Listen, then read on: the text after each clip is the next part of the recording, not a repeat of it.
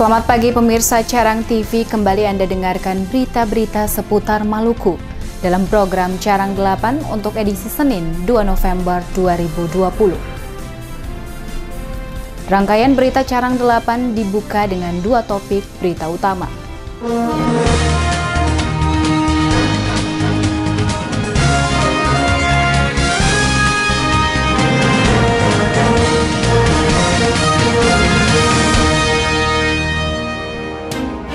Petugas pelabuhan Yosudarso pulangkan warga tidak miliki kelengkapan surat.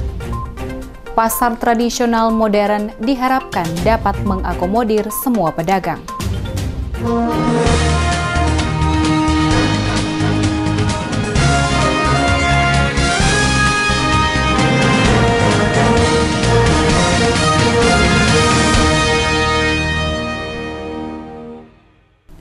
Carang 8 kita mulai dengan penyampaian berita pertama.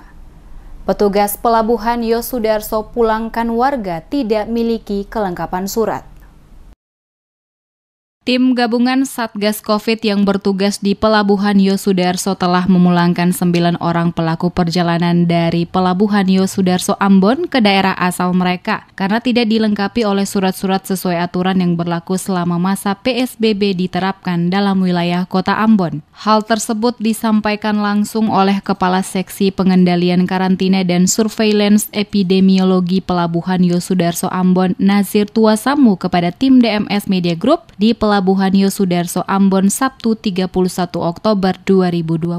Ia menjelaskan sejauh ini petugas telah memulangkan 9 orang pelaku perjalanan ke daerah asal mereka. Hal ini disebabkan mereka tidak kooperatif dan menolak untuk bekerja sama dengan petugas yang akan melaksanakan rapid test terhadap mereka. Selama pemberlakuan protokol kesehatan di masa pandemi khususnya untuk para pelaku perjalanan yang menggunakan jasa angkutan laut ini, juga banyak terjadi pelanggaran-pelanggaran yang dilakukan para pelaku perjalanan itu sendiri, baik yang datang maupun pelaku perjalanan yang akan berangkat melalui Pelabuhan Yosudarso, seperti surat rapid test yang terindikasi palsu dan masa berlakunya surat rapid test yang telah habis masa berlakunya. Untuk itu, Tuasamu mengatakan selama ini sudah sangat banyak ditemukan hal seperti ini. Untuk para pelaku yang melakukan pelanggaran tersebut tidak diizinkan untuk berangkat ke daerah tujuan mereka. Terkait dengan pelanggaran itu kita klasifikasikan menjadi rapid yang terindikasi palsu, terus yang sudah expire. Nah, yang terindikasi palsu itu sudah sangat-sangat banyak. Secara pastinya itu kami masih mengumpulkan data terkait jumlah pastinya. Sementara untuk yang ditolak itu lebih kepada rapid test yang sudah expired, yang sudah lewat tanggal kadaluarsanya.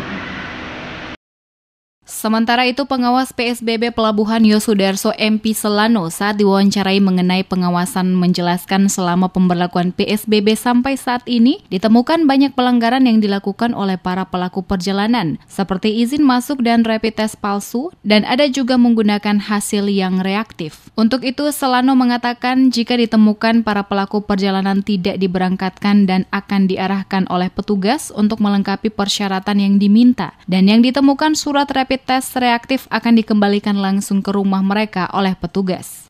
Ya, mulai dari transisi pertama sampai 8 ini, kendala yang kita hadapi di sini ada masyarakat yang tidak memenuhi protokol kesehatan, yang pertama. Terus yang kedua, masyarakat yang mau keluar daerah, kebanyakan tuh kendalanya mereka tidak memiliki izin masuk atau rapid test.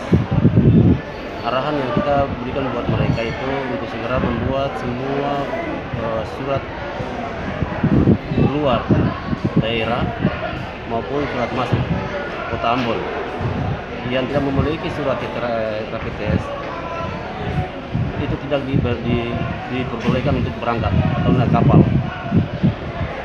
Petugas yang bertugas di Pelabuhan Yosudarso Ambon melibatkan beberapa instansi sehingga para pelaku perjalanan diperiksa sesuai prosedur. Bahkan para pelaku perjalanan yang akan berangkat harus menunjukkan persyaratan, termasuk hasil rapid test sebelum membeli tiket untuk berangkat ke daerah tujuan mereka.